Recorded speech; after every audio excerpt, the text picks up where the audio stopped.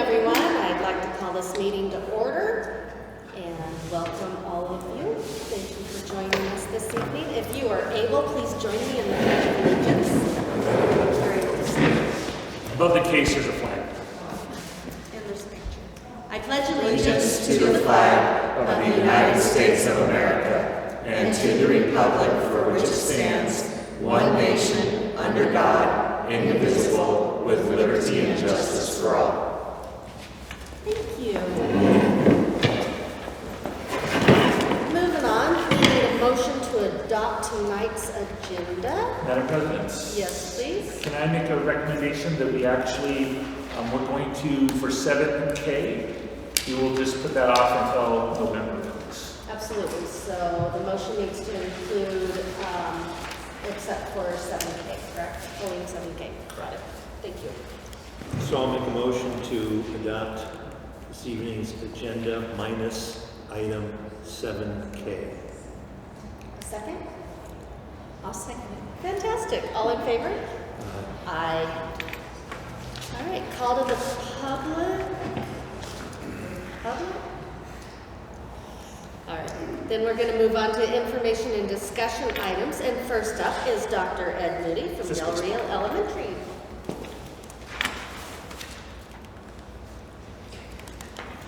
Here we go. Back up. Fantastic. Madam President, members of the board, esteemed colleagues, I think all too often in these meetings and in the media and in our daily discussions and talking to parents, we don't hear enough good things about what are going on in schools, and especially you guys sitting on the board, you don't get to the schools enough to see all the great things that are going on. And one of the things that has come up at this board meeting time and time again has been the increasing number of Spanish-speaking kids that we have, EL kids that we have, SEI kids, or whatever we're using these days, and that always shifts in my mind. So I thought I'd take a moment as we're kind of rolling through schools, just to take a second and show you something that's really good about and what we're doing with those EL kids that are coming to our program. I do have to say, in full disclosure, our EL teacher is Mrs. Moody, and she does. She does great things. I didn't hire her and I don't evaluate her, but she has a aide in the classroom with her, a para in the classroom with her, and she has a variety of things. I'm going to kind of go over the format of what she's doing here in just one second. But first off, we sat down at the very beginning of the year, and Cindy Daniels was part of those conversations, and there's been several people looking at what our goals are. And I'm going to start at the bottom and work our way up. Obviously, we want kids to be able, and I've said it before this board time and time again, and on my campus, it's like beating a dead horse. We want kids to learn how to learn, and we want them to enjoy where they are, and we want them to be successful socially. That is to say, to build friendships, to build cohesion, to learn how to function in classrooms and in society and with one another. And I would hope that if you're coming to our campuses, any one of our campuses, kids are holding doors open for you. They're saying yes, sir, and no, ma'am, and we pledge allegiance every day, and we do those wonderful things. And that's part of our society and our culture. And so we're acclimating kids to that culture, to the culture of Del Rio and the culture of Chino Valley. Obviously, we want them to be academically successful. And if you come here and don't know the language and don't know the social cues, and like we have obviously kids who come in and they don't understand to ask a question, you raise your hand. And you have to start with those things. And so we want them to be not only socially successful, but academically successful, and give them the tools to be academically successful. And then obviously acclimate and assimilate to our culture without losing their own. I'm going to come back to that in just one second as well. And then, because we are a data-driven society, we look at math scores, we look at reading scores, we look at writing scores. The primary testing function for the English language learners in Arizona is the Azella test, measuring whether they're proficient in English or not. And they take that at the end of the year, typically in March. We'll start testing kind of in February and move into March. And we're preparing them for that as well. Part of what we'll do there, and I'm not going to mention it when I talk about the EL class and some cool things that are going on that we're trying differently, because I think that's one of the great things about education. If we don't show kids that we're learning and we're striving to do things, even if we kind of drop the ball sometimes, that they're not going to follow in that. So we're trying a couple different things. But one of the things we will do, you all know about Friday School. We've mentioned it here several times. In second semester, January, February, and right up until the test, we have Friday School Boot Camp for kids who are going to be taking Azella as well.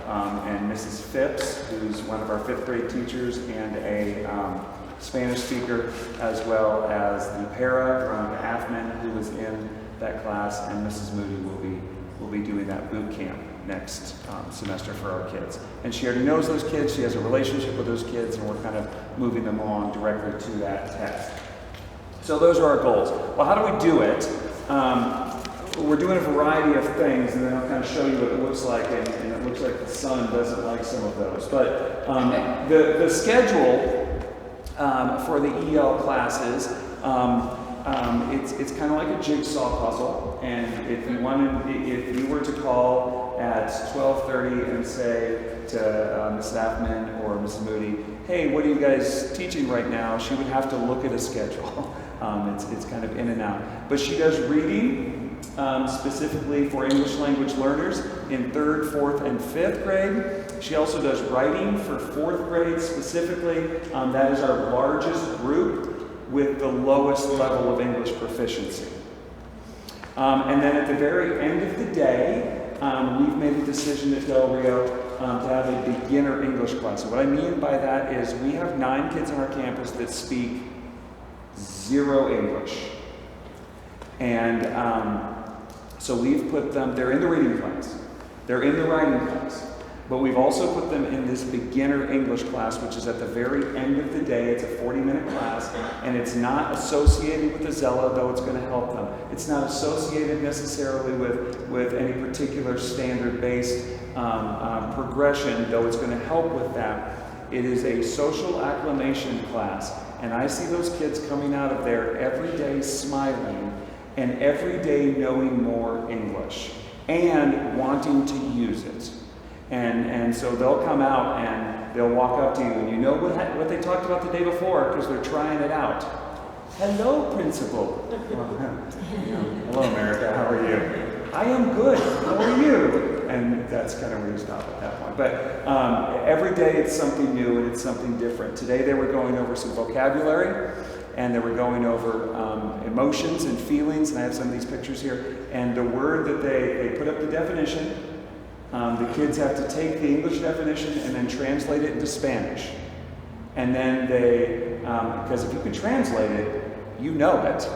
And then they'll put something up in Spanish, and Kira will translate it into English, and they kind of go back and forth. But the word today was surprise, and that they were working on while I popped my head in there for a moment. And if any of you know me, kind of one of the greatest things to do during the day is like pop around corners and surprise people, because it's funny. I was kind of waiting outside the door, and she came for the definition. What's the word? What's the word? And finally, this little boy goes, and he knows 0 English 3 weeks ago, and he raises his surprise, and I jumped in and went, surprise! And the kid fell out of his chair. And so my point in that is he's trying English. He's using it in that beginner class, and he has it for a couple classes during the day. Well, what do we do in those classes? You can see some of it up there. You can see more of it up there. Obviously, they're translating on a kind of a on-the-fly type of situation. They're translating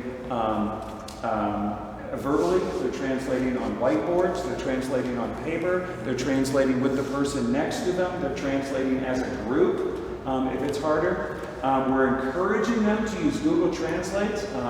what a wonderful tool that is, and obviously because we now have computers in the classroom, and we've had that for a while, but that's a huge deal. And in fact, we had every kid loves it. This Monday was our writing day. Across the campus, kids write an essay for the entire day, or until they're done. And some kids, it takes the entire day. And I say they love it sarcastically, but it helps them prep for the standardized test at the end of the year. It gets easier as they go along. Well, the kid who doesn't know any English, what's he going to do? And so we gave them the prompt in Spanish so they could write that prompt in Spanish. We gave them the documents in Spanish. And we had Maria Garcia, our attendance clerk, translate those for us. And then we had them write it in Spanish and then use Google Translate to turn it in. Google Translate's not perfect. One of the students, I don't know what she wrote in Spanish, but it translated to seasons, like what's your favorite season and why? And her favorite season was duck. And so I'm not exactly sure where that came from. But we're using Google Translate. Obviously, we're practicing and practicing and practicing. And part of the beginner English class, as well as the reading classes, is that they're required to go out and find 3 adults to practice with. Obviously, with their peers. Ms. Daniels and Superintendent Scholl were on campus just the other day to give teacher and certified and classified of the quarter, and I don't know if they heard them, but as we were walking down the 3rd grade hallway from my office, there was a little girl that said, "Good morning, how are you?" It's because you were the adults she was trying to get. And so, come on, there we go. We're reading, we're writing, and they're doing both of those in English and Spanish. They're using flashcards and they're taking them home. We've had several students actually, and this goes to something Ms. Daniels and I have been talking about for quite some time. Several students are coming back and like, my mom's helping me with the flashcards and she's learning with me. And that's actually a really cool thing to hear as well. We're using foldables, which are, you see English on one side and Spanish on the other. And as anyone who's ever been in a classroom understands, competition is the biggest motivator, and kids will do almost anything for a Skittle, a singular Skittle. So the budget's not big. But the biggest thing is every day you see kids coming out of there. What's that? Your budget's not big. Yeah, no, exactly. We'll work on that. Once you get see the Skittles, they're good. That was just for you. The biggest thing is kids at every grade level, regardless of their capacity and ability. And I heard this from Ms. Alvis, one of our 4th grade teachers today. I heard this from Ms. Phipps, one of our 5th grade teachers, and I heard this from Ms. Bond, one of our 3rd grade teachers today, that those kids are coming back and actually using what she's making them use. And so we're already starting to see some gains for our STAR testing and reading testing for those kids. And I'm super excited to see what they do, not only on the Zella, but on the state exams. Well, what does that look like? Just so you can kind of see, some kids. One of the things they had to go up and what's the word say? The kid in the bottom left is my favorite. Like he's really, really sad. So, Yes, he looks really sad. so they were playing it out. But again, if you can make the facial expression, you understand what the word is. This is real translation. It's supposed to be the other way. I apologize, but this is it's written in Spanish. It's written in Spanish on the board. They have to translate it into English. I love the one in our view. It's on the right, but I like math. They translated, I like math. And then they go from here, she asks a question in Spanish, and they have to answer it in English. What's your favorite subject? Who's your favorite person? Those sorts of things. Again, facial expressions, and they have to draw. A surprising number of them, as you can see here, when they draw faces, and I don't know why this is, don't use noses. That just always kind of freaks me out. There we go, and the Del Rio logo. But it's just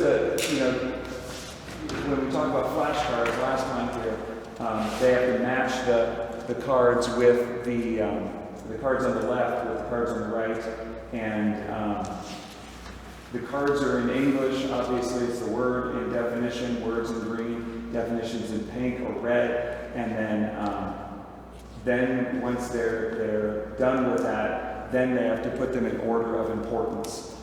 There's no right answer, apparently, I'm told. I disagree with that, but there's no right answer, but they just have to be able to explain in English why they put them in that order. And so this will be kind of a day-long activity for them, or at least a class period. So I just wanted to take just a moment, and that's the last one there. I just want to take a moment and highlight something that's going on that you guys don't typically get to see, that I think directly affects our kids and is making a better world for our kids, and that's really what our goal is. So I'd be happy to answer any questions. I know that was quick and sideways. Do you have questions, Marcia? I don't know, I just think it's awesome that the kids are learning English so fast. And children do pick it up a lot faster. Yeah, they do. Teaching their parents at the same time. I've had some teaching their children teachers at the that same were the time. translators for their parents. I mean, I'm talking about 4-year-olds, 5-year-olds that were translating for their parents.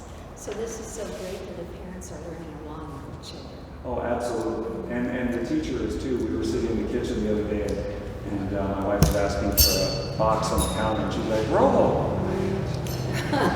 Red one. So, What about you? So, Dr. Moody, are these students in Ms. Moody's classroom today? No. So there will be a third grade reading class, which will be during their reading time during the regular classroom, but it doesn't take up their entire reading block, so they'll come to her for 45 minutes. There's a writing class, which is 45 minutes as well, which will be during their normal writing time. So we have the time blocked out for each grade level. These kids at the end of the day, this isn't actually these kids are in her beginner English class. These kids at the end of the day, we are taking them out of their social studies and or science time, depending on what grade level. This is a mixed grade class, third grade, fourth grade, and fifth grade. And we're hoping that this is going to allow them to be able to garner more from the regular ed classroom, and we think this is more beneficial for them Azella-wise, reading and writing-wise, than a lesson on cumulonimbus clouds that they're not going to really garner much from. So the beginning English, is that a 45-minute period class?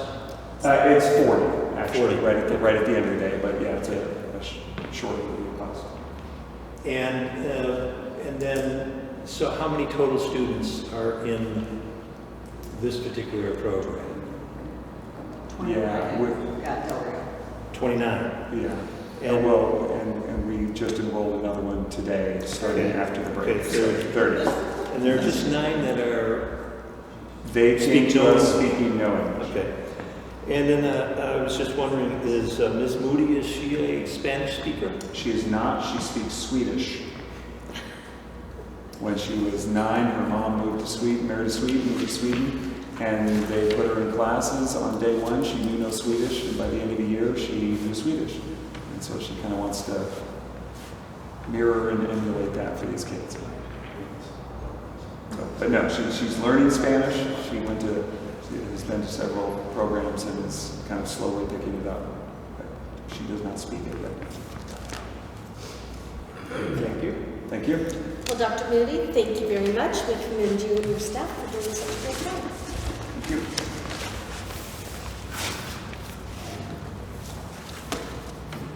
All right, next, our superintendent report. Mr. Sheldon. All right, I'm excited because as of today, we are looking for only one teacher, which is a science teacher at Chino Valley High School. We do have 2 openings on the website. One of those is just for visa purposes. We have a teacher on a visa that requires us to post their job. We have got, it's a special ed position, we've gotten no viable applicants. So That's the only reason why that second one is on the website. And we have a special education paraprofessional, although that could change in a heartbeat. That just seems, those are classified positions that come and go relatively easily. But right now, that's all we have other than some substitutes and things like that. So actually, we're in pretty good shape staff-wise. And our enrollment as of the end of day Monday, which is our 34th day, so we're about a third of the way through the 100 days. We are down about 4980 and most of this is at the middle school and high school, about 2/3 at the middle school, 1/3 at the high school. And there is a summary of the enrollment attached to your memo. Any questions on those two items before I move on? Is that about where we were last month also? We were down a little bit more this month than we were last month. Right. So I think it's,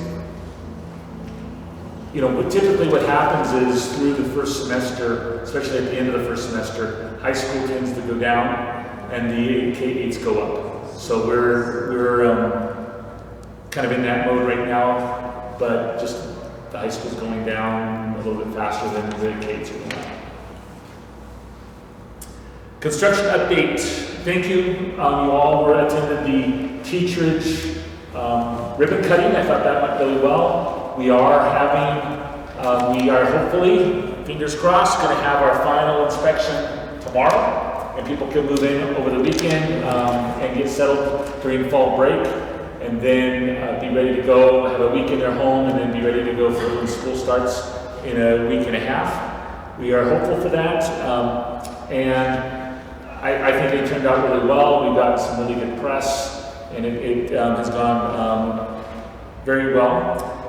We are currently still doing, I like using this term, comes from the high school principal, our burn unit, which is our CVUSD fire reconstruction.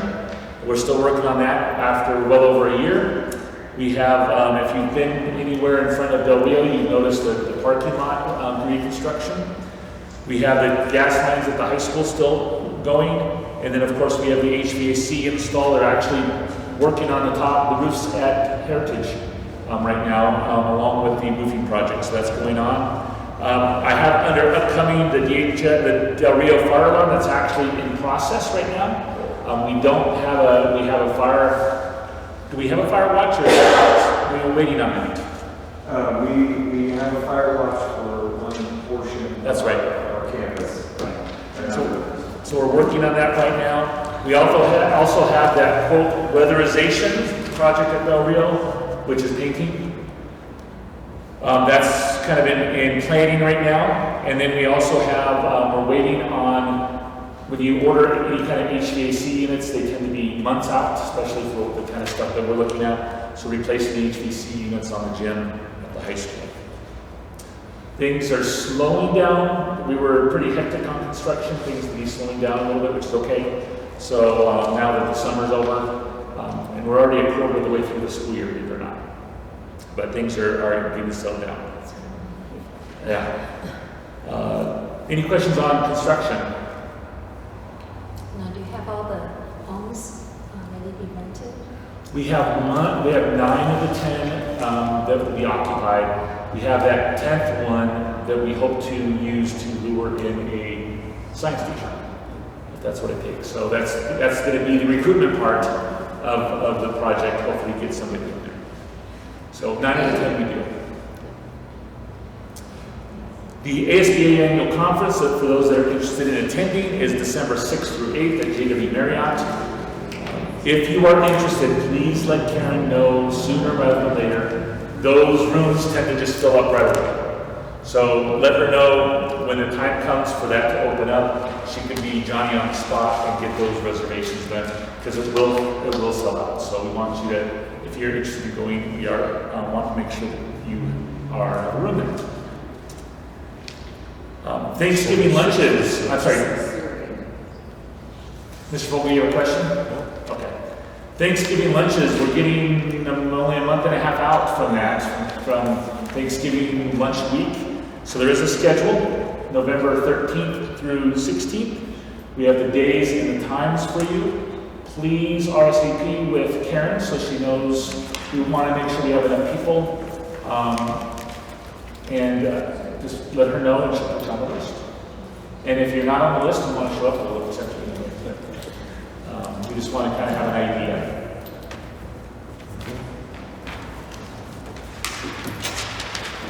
So one of the neat things that we get to do once a quarter right before breaks is we go around and we honor our staff with our staff of the quarter.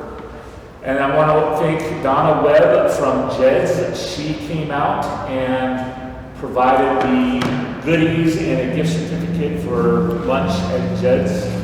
And so she comes around with us. And then Matt takes pictures and we have their pictures on Facebook. If you are a Facebook person, you can see their bright, shiny faces.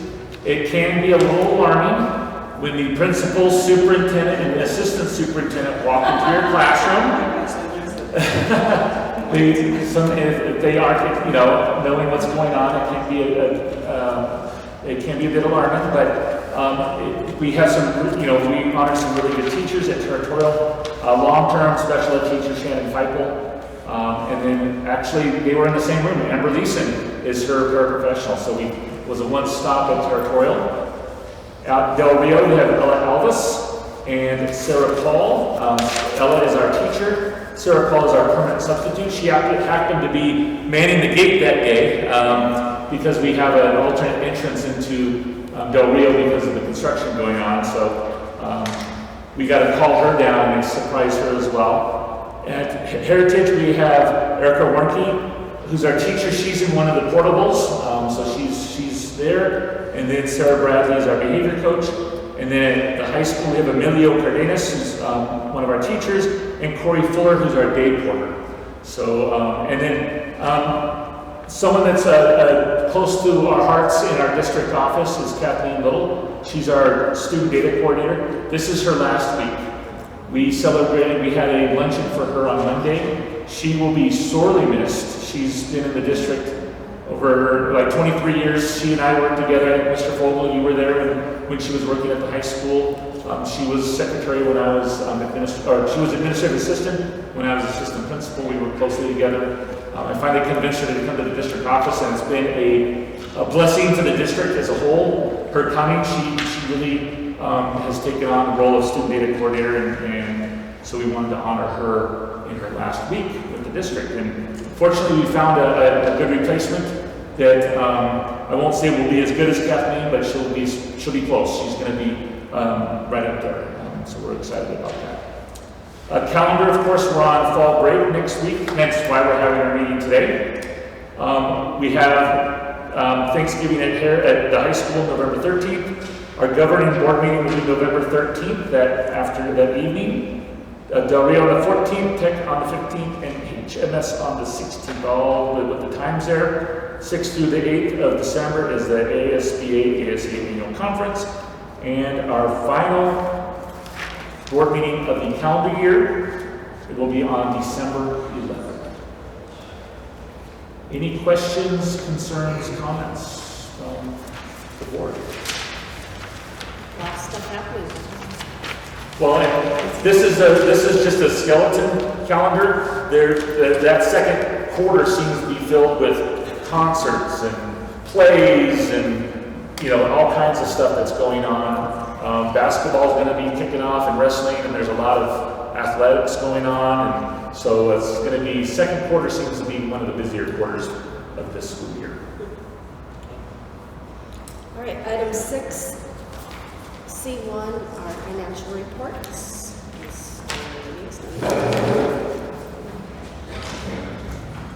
To the hot seat.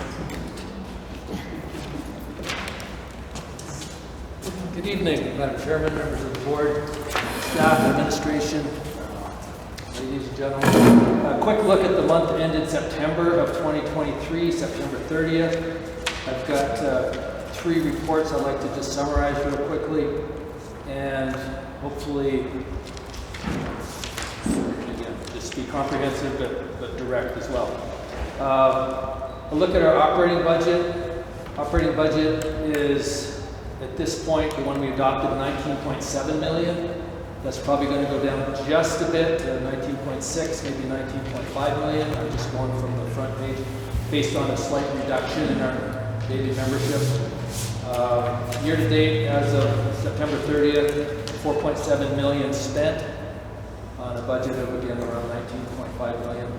The balance there is 1.2 million unspent and unencumbered.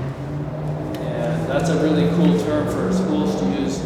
There can be 5 people in a department and each want to buy certain things with certain line items, but as soon as it's encumbered on a purchase order, that encumbrance has to be released until something else would be added. So once it's in there and it's encumbered in payroll or encumbered on a purchase order, those funds are tied up. Once you add together all the expenses and the encumbrances of 13 million, we have 1.2 million left, or about 6% of the budget. Whether that holds throughout the year, we'll have to just, we'll keep you updated. That's a really strong position right now. Capital budget, 2.2 million. Capital, as you know, the last 3 years, the 21 year, 22 year, and 23 year, we've squeezed our operating funds and transferred ending fund balance and those funds to capital. So when our ESSER funds dry up and we have some employees out there and they come back to M&O, we can move capital balances back to capital, almost as if we were just reserving them there.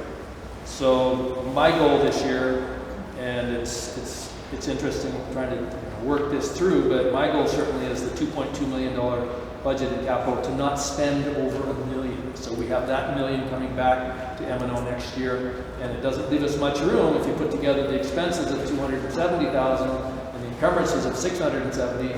You see there's about $35,000 left to do something with the capital, and that's $3,000, not even $3,000 a month left. So if we want to do something, we have to reduce those encumbrances and give up something, or else we're not going to have that $1 million to come back to the M&O fund and reverse transfer at the end of this year. You look at the cash flow, it's not really strong, but there's 2 answers that explain it. If you go to that cash flow page, which is the cash flow analysis, you start looking at the top, July, that's cash all funds, $6,475,000, and that held pretty strong, July and August. Then along came September, and 2 things happened in September. If you take a look at that top line of revenues, the county has I guess you could say a practice of receiving, and the Department of Ed sends us that $1,040,000 up top that comes from the state. We get about $11.5 million from the state and about $8 million from property taxes. That money usually hits the county about the 2nd or 3rd of the following month, and then they do a real quick move and date it back to the prior month where it belonged. That didn't happen when I did these reports. I did these reports, I think, the 29th of September. So those October transfers hadn't moved that money back. So you see a nice 0 in that state equalization. That was a little bit over $1 million. And then with School Facilities Board, we have $1.2 million in play. They got us about $1.2 million in September, but it really was dated August when the School Facilities Board sent it to us. So the county booked it back to August. So there's $2 million. You see now we ended with $3.2 million at the end of the month of September. It's not really a concern at this point because that money will be posted. In fact, it is already posted and it's in September. I just didn't review the report. So when you see for the November meeting, we should be caught up because November meeting, I think, is the 2nd Monday. Is that right? So by then, it gives me time for all these to have cleared. You'll see the 1.4 or 1,040,000 in September. You'll probably also see it in October. So that's state equalization. And you'll see some property taxes there as well. So not really a concern. Any concern so far in anything I've brought forward? You answered my questions without me asking. So it's just nice to know those are budget funds and the county knows that they will be paid eventually. If you could take a look at that cash balances fund on the next page, this is the one that gets flack. Every once in a while, the Arizona Republic likes to kick this fund around, and they're strictly cash. And I remember a report way back in 2019, one of these reporters reported on the cash that some districts were keeping, and they looked at 17 big ones, Deer Valley, Mesa Unified, Scottsdale. And if you look at these cash funds, these are ones that you can't purchase from unless cash is in the account.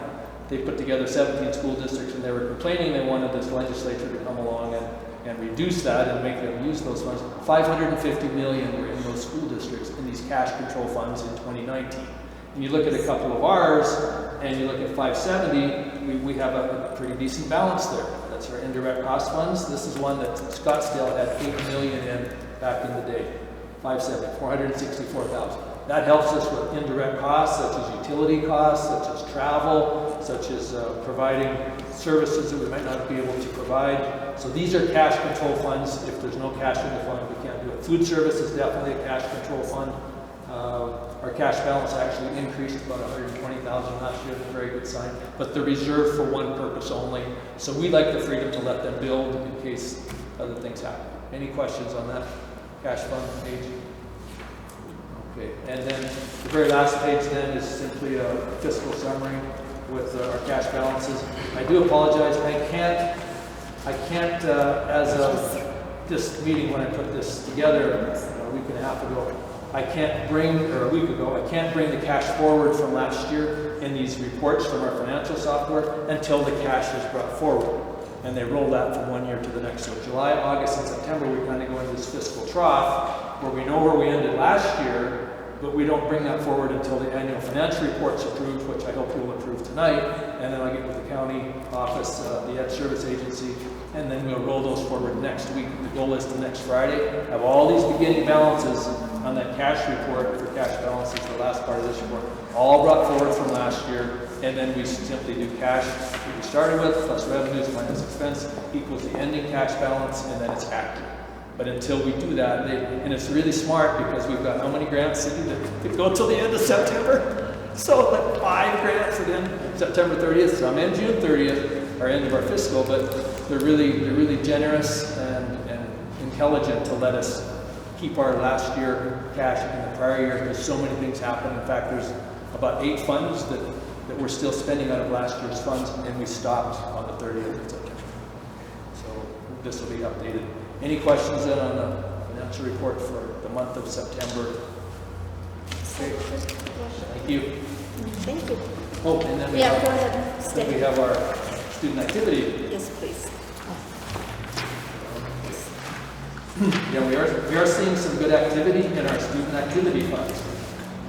And you look at boys soccer for one, they've got an encumbrance for their travel and tournaments, $3,900. You look at student council, their trips and activities never end. High school student council, $4,400 encumbered. And that's a current balance of $11,000 less. We started the year with $151,000, now we're at $140,000. And that includes reducing the cash balance by encumbrances, just like our general ledger accounts. These are kept in a separate ledger in QuickBooks, just so we can write checks then when we need to, rather than wait a week or more for the county to write checks. So, we're in good shape. Thank you. Thank you. All right, moving on to our consent agenda. I'll entertain a motion to approve tonight's consent agenda as presented.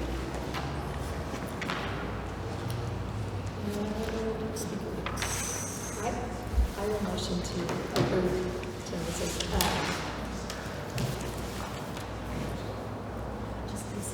consent agenda as stated. Second. All in favor? Aye. Personnel report, please.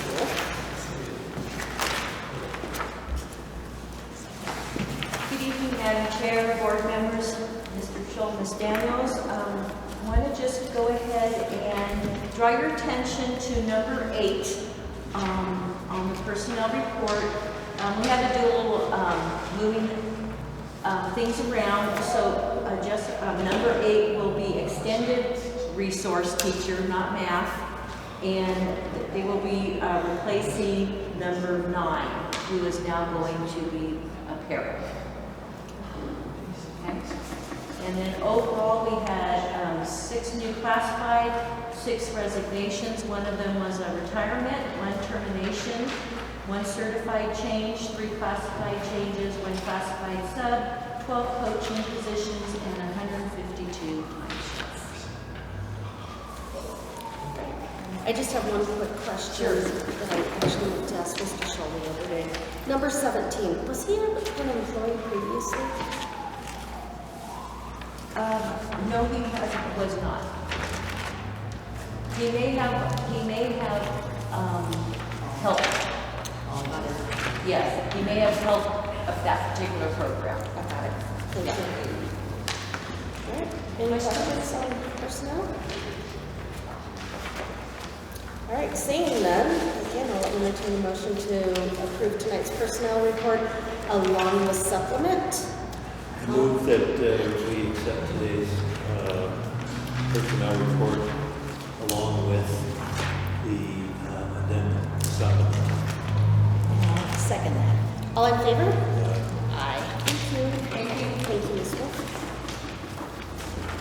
Agenda item 9A, our 2024-2025 district calendar. Mr. Joe. It's hard to imagine that we're thinking about 2024, 2025, but it's this time of year, October, November, that this calendar gets approved. That way families can start making plans for the summer and things like that. So this is the 2024-25 calendar that's being approved. If we just kept everything the same like we do every year, school would start on the 31st of July. I have an issue with school starting in July. I think a lot of other people do as well. So this calendar is similar to one we had about 5 years ago, which was the same situation. I know that a lot of staff like to have a short week with students at the beginning of the year, then they can take a break and really get into it, kind of go over the administrative stuff that was the first couple days. School will start on July 5th, August 5th, which is a Monday. Teachers, returning staff come to start on July 29th. New teachers start on July 24th, but I can tell you that a lot of staff are in buildings in July for various trainings and things like that. But those are the official start dates for their contract. A lot of them are on timesheet earlier than that. So school would start on the 5th. Our goal is for school to end no later than the Wednesday before Memorial Day. And so we do end the Wednesday before Memorial Day. We have the same in-service days. We do have one snow day that we try not to use. That would be a in-service day otherwise. And the one kind of big, it's not a significant change, but one difference for this coming up calendar year would be that spring break was pushed a week later. And that's really to match Yavapai College's calendar. And then Prescott approved their calendar, which matches Yavapai College's, so we just kind of want the area to be on the same calendar, so we kind of pushed that. So normally it would be on the week of the 10th, but in this coming up year, it will be on the week of the 17th for spring break. I looked at the CVUSD calendar, I looked at the YC calendar today, just to make sure that everything was, to confirm things, and this looks good, matches theirs relatively so. Any questions regarding the calendar? I'm glad you're not starting in July. Very good. All right. This is an action item, and with the motion, we can approve tonight's agenda item 9A, which is the district calendar for 24-25. Oh, if I can have one more item, sorry. This was reviewed by the SEAC committee, Superintendent Employee Advisory Committee, and was voted on by the SEAC for recommended approval. Fantastic. I move to approve the 2024-2025 district calendar I will second. as stated. Yes, I will second that. All in favor? Aye. All right. Last item of the evening, Mr. Livingston again, item 9B, 2023 annual financial reports.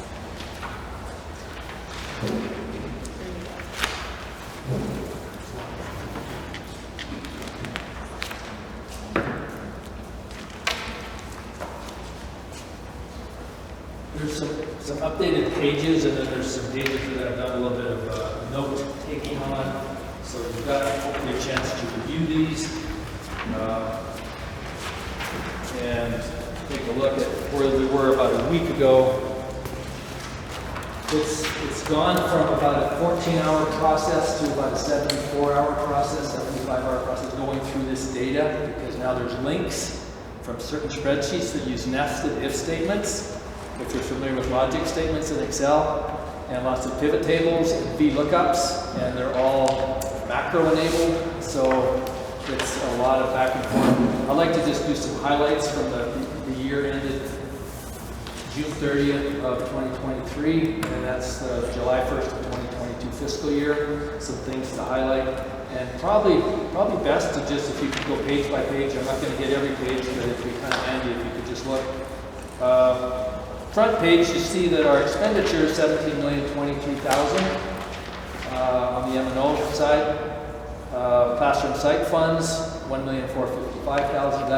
That's one of our strong funds that really is, I guess it's kicked around a little bit by the Auditor General. Is it a cash controlled fund or is it a budget controlled fund? For years it was treated like a budget controlled fund. Now we've got a healthy fund balance in there, and they've been very generous. It used to be $272 a student you could get per year, and now it's gone up to $455 last year. So there's a nice healthy fund balance. That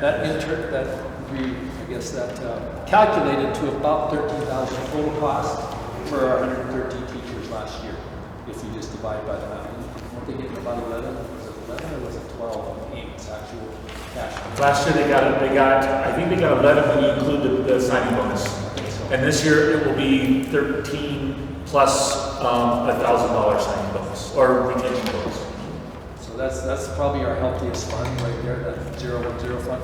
And then you see capital, $2 million even, and we got a real break with the expense in our capital fund 610. When we paid for our teacherage component, we paid for that last year out of the capital fund.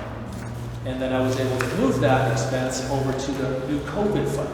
So capital expenses would have been $2.5 million, which would have made it more difficult to, at year end, move that $500,000 or $1 million back to M&O. So that was just, it came in, I went to Flagstaff last Friday and got the $500,000 check from the Coconino County Head Service Agency. Otherwise, capital expenses would be $2.5 million, and it would be much harder to do that this year, because this year we're using our borrowed money and we're not paying it directly out of our capital. So that's really good news. That's kind of a start.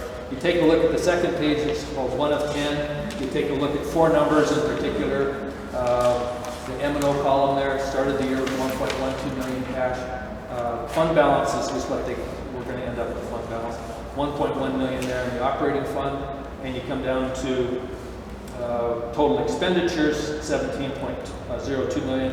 Ending fund balance went down from the 1.1 to 810,000. Lots of things in play there. We brought in some new staff last year, and that kind of where that took us.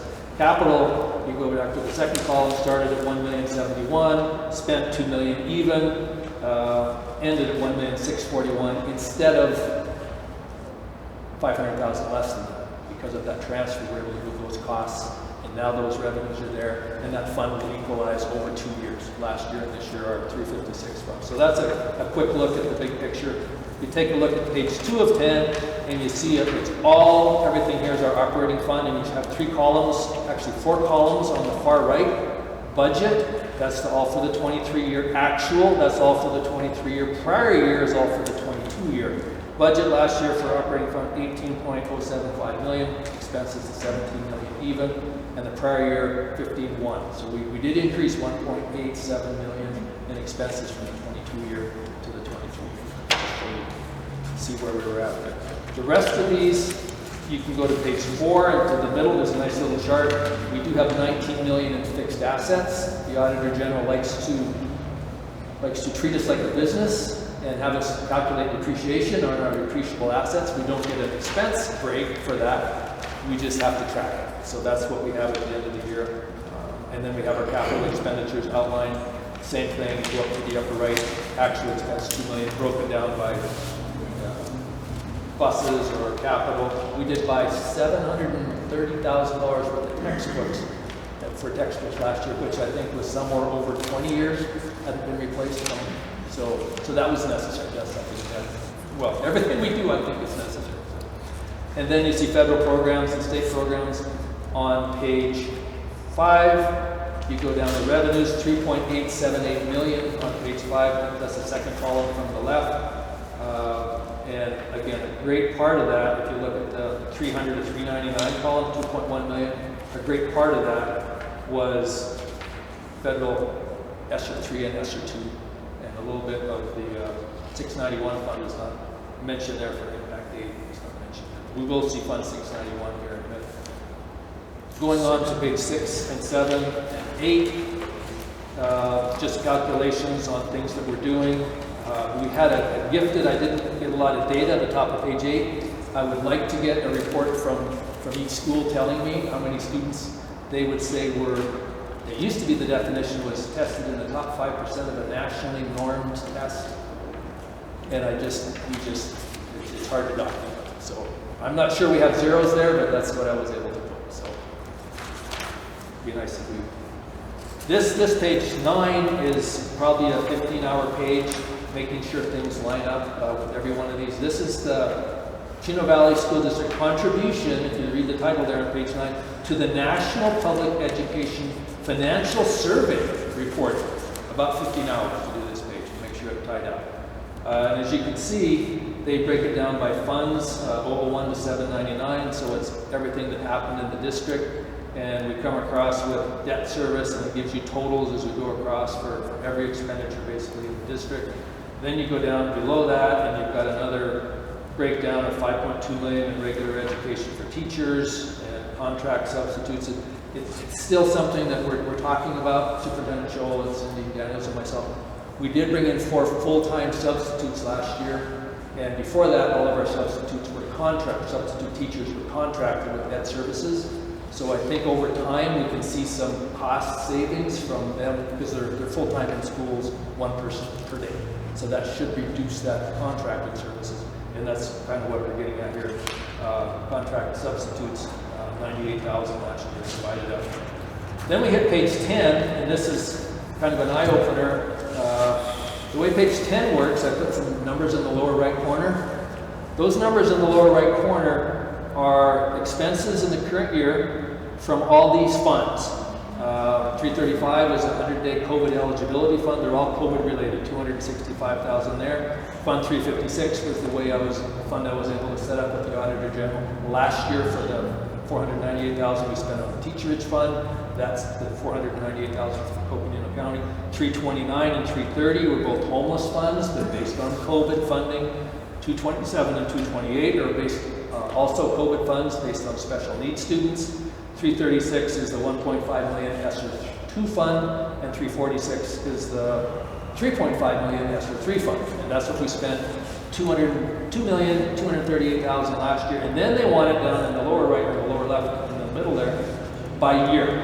So I itemized it by fund, by year, and this was about a 2-hour report. So nothing really strenuous here, just lots of tying up to the penny. So thank you, Cindy, for writing all these extra grants so we can bring more services to the district. Thank you.